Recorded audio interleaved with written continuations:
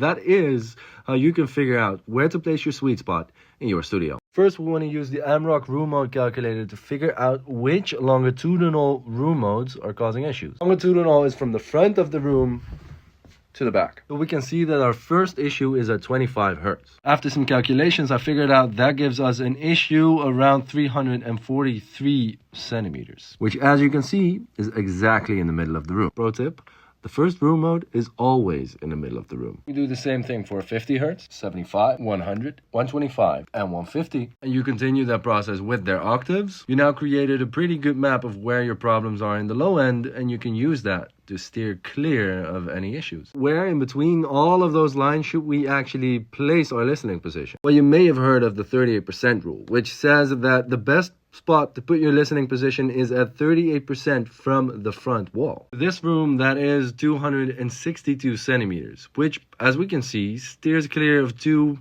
pretty prominent room modes. That's not all we should consider, because there's also a thing called speaker boundary interference. Speaker boundary interference is the effect of your low-end frequencies bouncing off your speaker to the wall and then meeting up with a direct sound from your speaker, but now they're at a different phase from each other. And that means the frequency response in your lows and low mids are gonna be no bueno. And a practice to minimize that issue is to push your speakers as far to the front wall as possible. Here you can see the frequency response Marcus Bertram did of my room when placing the speakers a little bit from the wall on the blue line and right up against the wall, that green line over there. As you can see, the frequencies between 60 and 120 Hertz now have a lot more energy, and the entire line is way more flat. But now we've created a new issue, because by pushing up the monitors to the front wall but leaving the listening position at 38% of the room, our equilateral triangle is not equilateraling anymore. Okay, let me explain the equilateral triangle.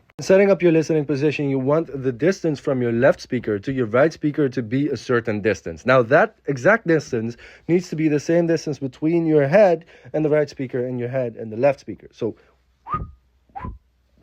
needs to be 3 times the exact same distance. So, we need to reposition that sweet spot. Luckily, we've got a magic spot right here. And now you can see that the distance from stand A to stand B and stand A to the sweet spot is about the same. That almost became an entire masterclass, but